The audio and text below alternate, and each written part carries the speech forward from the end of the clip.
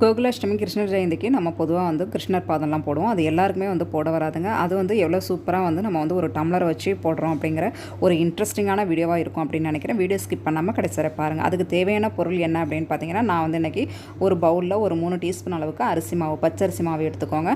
அது கூட வந்து மஞ்சத்தூள் வந்து ஆட் பண்ணிக்கோங்க. இதை எல்லாமே சேர்த்து தண்ணி ஊற்றி நல்லா மிக்ஸ் பண்ணிக்கோங்க.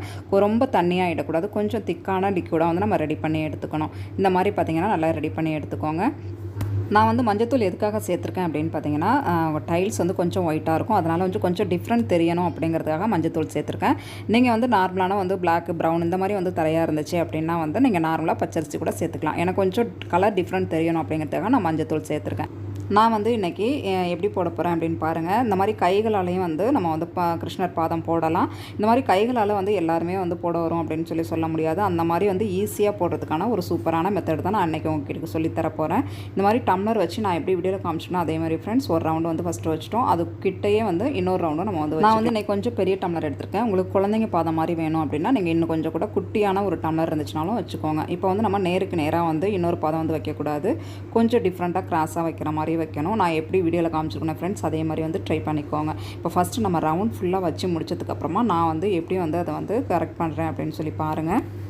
நான் வந்து இன்றைக்கி ஒரு 3 பாதம் வந்து நான் வந்து செஞ்சு காமிக்கிறேன். இப்போ வந்து ரவுண்ட் ஃபுல்லாகவே நமக்கு வச்சாச்சு இல்லையா? இதுக்கப்புறம் என்ன பண்ண போகிறோம் அப்படின்னு பார்த்தீங்கன்னா, நம்ம வந்து பட்ஸ் தான் எடுத்துக்கிறோம்.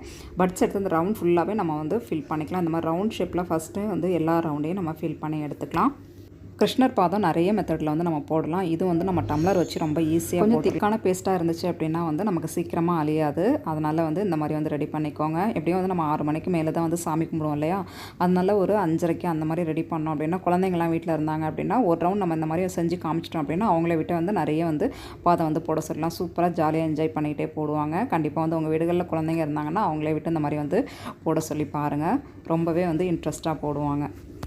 இப்போ எல்லா பாதமே நம்ம போட்டு முடிச்சாச்சு இல்லையா? இதுக்கப்புறம் என்ன பண்ண ஃப்ரெண்ட்ஸ், நான் எப்படி வீடியோவில் காமிச்சினேன் அதே மாதிரி வந்து மேல் சைடு மட்டும் வந்து நம்ம வந்து அழகாக ஃபில் பண்ணிக்கணும். உள் சைடு வந்து நமக்கு ரவுண்ட் ஷேப் வர மாதிரி அப்படியே வந்து கரெக்ட் பண்ணிக்கணும். நான் வந்து வீடியோவில் எப்படி காமிச்சிருக்கேன் பாருங்கள் ஃப்ரெண்ட்ஸ். வெளி சைடு மட்டும்தான் நமக்கு வந்து அந்த கால் வந்து வர மாதிரி இருக்கணும். உள் சைடு வந்து நம்ம வந்து லைட்டாக வந்து அப்படியே வந்து வளைஞ்ச மாதிரி தான் இருக்கணும். அதே மாதிரி வந்து எல்லா காலையும் வந்து ரெடி பண்ணி எடுத்துக்கோங்க. பாருங்கள் எவ்வளோ சூப்பராக வந்து நம்ம வந்து ஒரு டம்ளர் வச்சு வந்து ரெடி பண்ணியாச்சு கிருஷ்ணர் பாதம். கிருஷ்ணருக்கு நைவேத்தியம் அப்படின்னு சொல்லி வந்து நிறைய வந்து நம்ம படைக்கணும் அப்படிங்கிற அவசியம் கிடையாது. நம்ம வீடுகளில் என்ன இருக்கோ அதை வச்சு நம்ம வந்து படைச்சிக்கலாம். கொஞ்சமாக பால் காய்ச்சி கூட நம்ம வந்து செஞ்சுக்கலாம்.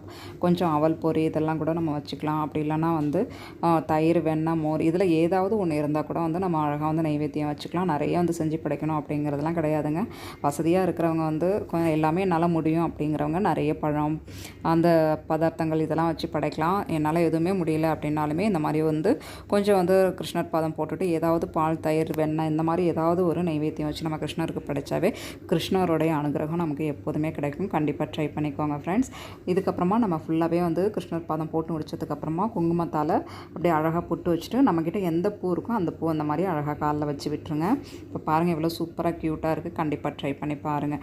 ஓகே ஃப்ரெண்ட்ஸ், இந்த டிப் பிடிச்சிருக்கும் அப்படின்னு நினைக்கிறேன். பிடிச்சிருந்து நினச்ச மறக்காமல் நம்ம சேனலுக்கு ஒரு லைக் பண்ணுங்கள். நம்ம சேனலை சப்ஸ்கிரைப் பண்ணாமல் பார்த்துட்டிங்கன்னா ப்ளீஸ் மறக்காமல் சப்ஸ்கிரைப் பண்ணுங்கள். உங்கள் ஃப்ரெண்ட்ஸ் அண்ட் ஃபேமிலிக்கும் ஷேர் பண்ணுங்கள். தேங்க்யூ.